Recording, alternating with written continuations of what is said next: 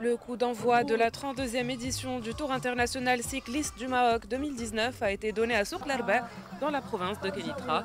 Placée sous le haut patronage de Sa Majesté le roi Mohamed VI, la 32e édition du Tour cycliste du Maroc est organisée en partenariat avec le ministère de la Jeunesse et Sport et le Comité national olympique marocain. Elle se déroule sous la supervision de l'Union cycliste internationale entre les villes de Souk Larba et Tanger sur une distance de 159 km. Le coureur britannique Ben Etherington, qui s'est imposé au sprint lors de la première étape du Tour international cycliste du Maroc 2019, Etherington a eu le dernier mot juste devant le français Théo Menant et le dominicain Diego Milan Jiménez. En ce qui concerne la participation marocaine, le coureur cycliste de la sélection nationale Mehdi Choukri s'est classé 18e avec un chrono de 3h48 minutes.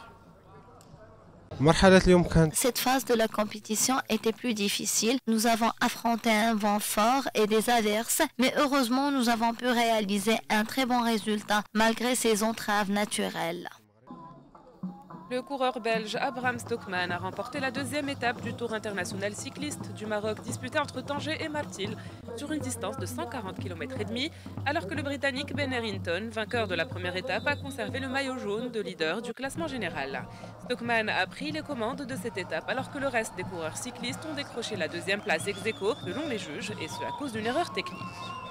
Puis j'ai donné tout et à 3 km de l'arrivée, mon coéquipier...